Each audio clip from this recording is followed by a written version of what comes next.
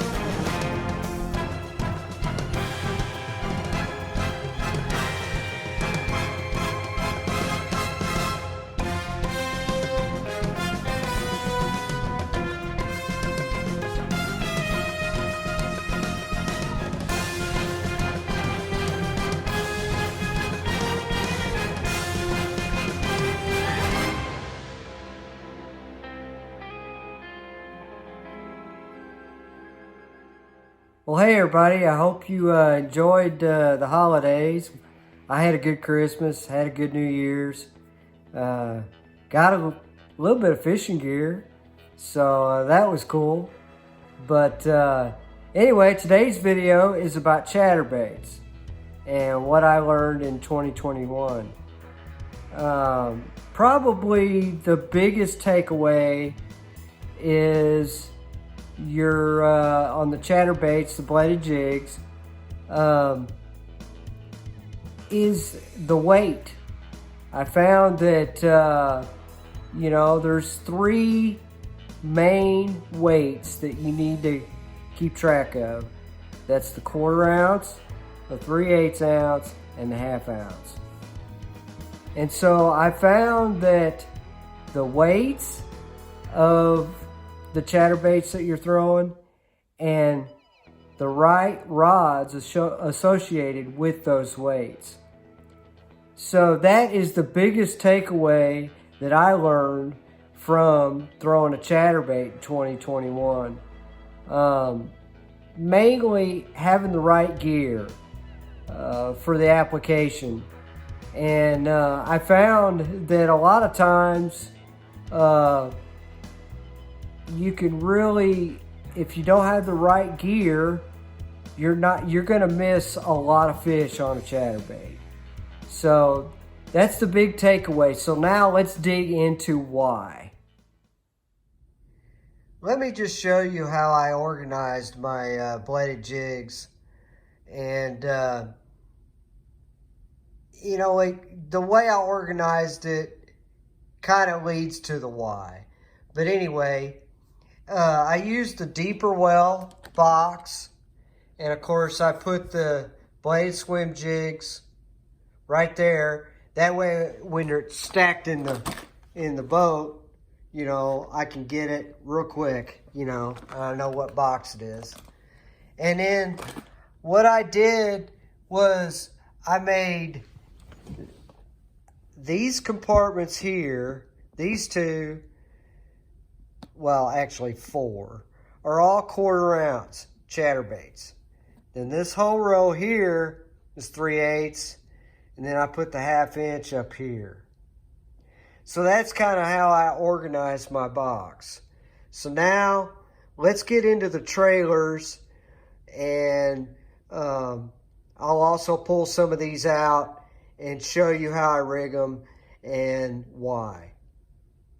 Okay, basically, I only keep about 4 colors in my box.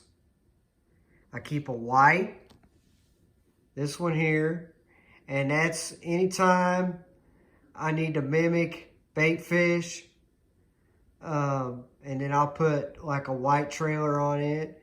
And then I've got white chartreuse. Same thing, mimicking bait fish. I got a black and blue. And I got a green pumpkin.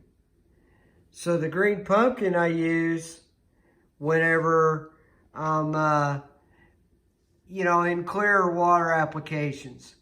The black and blue I'm using in muddier water, dirtier water. Okay? And these are all the original chatterbaits. I'm not throwing the jackhammer. I mean, y'all can spend that $20 a bait all day long, but these I have found so far, I mean, I could be wrong, y'all could teach me a little bit too. So, but what I found is these baits work just fine as long as you have the right gear for what you're throwing. So let's get into the trailers now. Here are the two trailers that I predominantly use. And I know a lot of other people use as well out there, other fishermen. But that is the Strike King Rage Tail. They call it the Rage Menace. Right there. Okay, and that's the green pumpkin. This is the black blue flake. And then the Gary Yamamoto Zako. And that one is the green pumpkin with black and white. And then this one is the black and blue. Okay. Now, these are, like I said, the predominant trailer I use. But that doesn't mean, that something else isn't going to work. I know a lot of fishermen use these too on a chatterbait. And I've used both, but basically you're mimicking bait fish with these a lot of the time. Now the Rage Tail, one thing about the Rage Tail is that, you can put it on sideways and mimic a bait fish, or you can put it on flat and, mimic a crawl. Whichever you prefer. But those are the two trailers I use. Now, back to the chatterbaits. One thing that I forgot to mention is that, like on this white one, it's got a silver blade. Okay, I use a silver blade when I want it to be reflective. When there's like a bluebird sky day and the sun is just beating down, this is a good time for that, because it's gonna provide a reflection, and those bass will react to that reflection. Now, when it's overcast. And, even if the water's clear, if it's overcast, I go with the black blade so it looks more natural. And the same with the black and blue. I'll go with that dark black blade because most of the time I'm throwing this in muddy water. So, and I found you can use a magic marker and actually paint them out there when you're out on the boat. If you need one painted real quick, say I had one of these black and blue or green pumpkin, over here, I think I've got one, actually. Oh, I got several, I know. Well, like, here's a green pumpkin. It's got the silver blade. Well, that one's got the gold. But anyway, if it had a silver blade, then I can paint it with a permanent marker out there right on the boat. It may take me a few minutes, but I can get it done if I need to do that. So that's another little trick I learned. But now we're going to get to the why on the weights because it's very important. All right, now let's get to the why that you all have been waiting for. And turn this. This is a digital weight scale. And so let's take a 1/4 ounce chatterbait showing 0.3, right? Add the trailer. Look at that. Look at that, guys. Read that. 0.7, almost 3/4 of an ounce for that bait. So there's the why. You've got to have the proper rod to throw that bait. You're thinking, oh, I'm just throwing a 1/4 ounce. No, you're not. You're throwing a 3/4 ounce by the time you add that Yamamoto Zako or that Strike King Rage Menace. So there's the why. Okay, now imagine you made the decision to bump up to the 3/8 ounce. Well, there it is. Now it's 0.8. So now you've gone beyond 3/4 of an ounce. Then let's say you made the decision to go to a 1/2 ounce. Now it's 0.9 of an ounce, almost 1 ounce bait you're throwing. Well, I hope you can see why the weights are so important, as I showed you. Imagine trying to throw a 1 ounce bait, on the wrong rod. It's just not going to work. If it can't handle a 1 ounce bait, it's not going to work. So that's why it's so important that you have the right rod for the weight that you're throwing. So let's get into my rod and reel setups. Right now I have 2 rods set up specifically for the chatterbait. I have one set up for the 1/4 ounce, and then I have a rod set up for the 3/8, and I'm getting ready to set up another rod for the 1/2 ounce. This here rod here that I'm throwing the 3/8, it might be able to throw a 1/2 ounce, but it's going to be right on the cusp of being able to, do it. So, and I haven't thrown it on that rod just yet. So I'm not really sure if I'm going to have to step up. I'm thinking I'm going to have to step up to a 7'4", a little bit longer rod. But both these 2 rods that I have set up are 7-foot rods. They're both 7-foot rods, okay? And the 1/4 ounce I have set up, it's on an Abu Garcia Aura, and it's a 6:4-to-1 gear ratio. And the reason for that is I have a tendency to reel too fast. So if I had a 7-to-1, I'd probably run that bait too fast.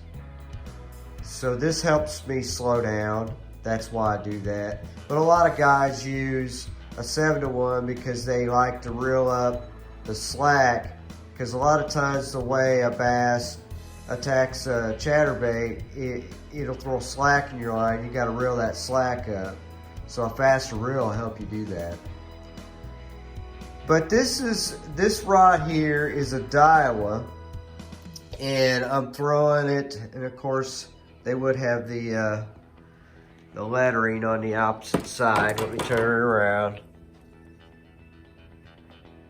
Okay, this one is a medium fast, and it's a 7-foot. But if you look, if I can get the bait out of the way here, you can see the lure weight. Hold on just a second here. I should have already had this prepared, but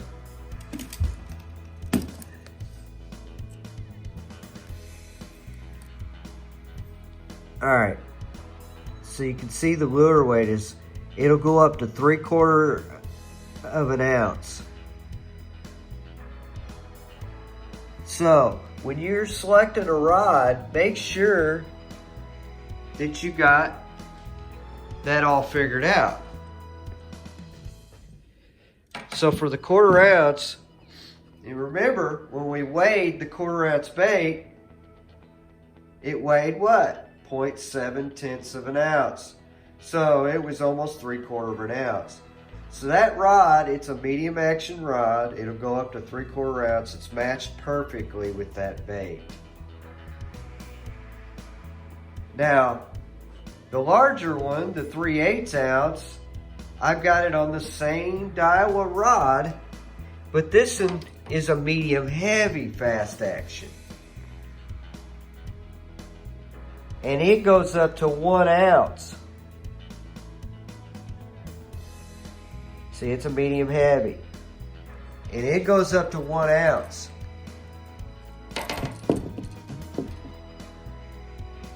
So it can handle, if you remember, the weights on the 3/8 was 0.8.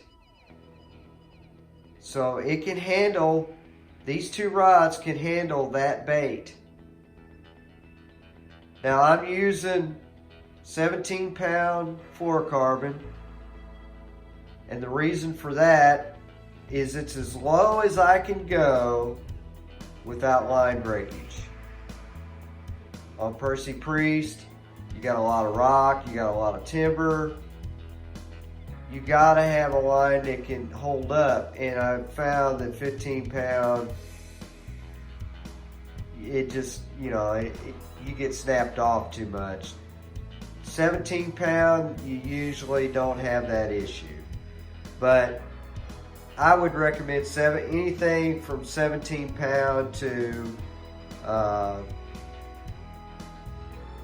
25 at tops, probably fluorocarbon.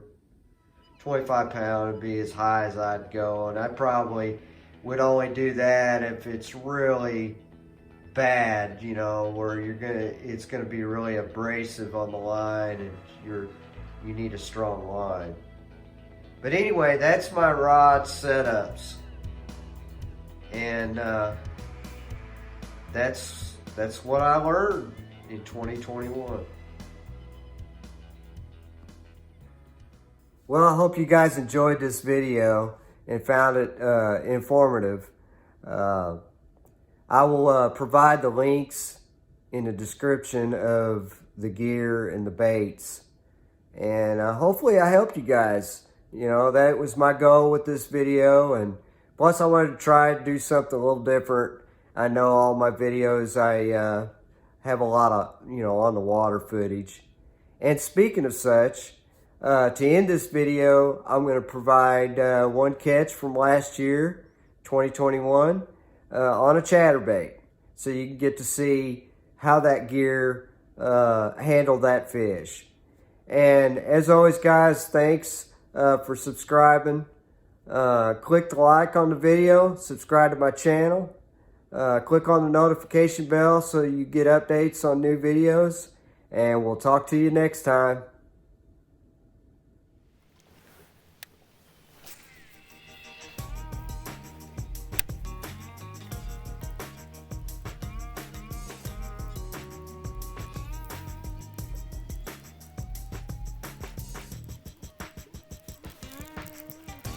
Got one. Yep. Yeah, he's a keeper.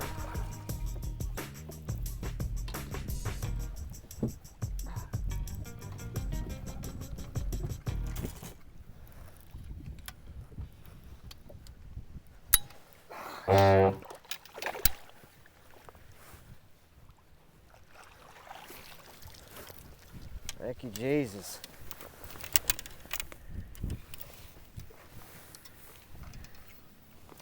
Got him.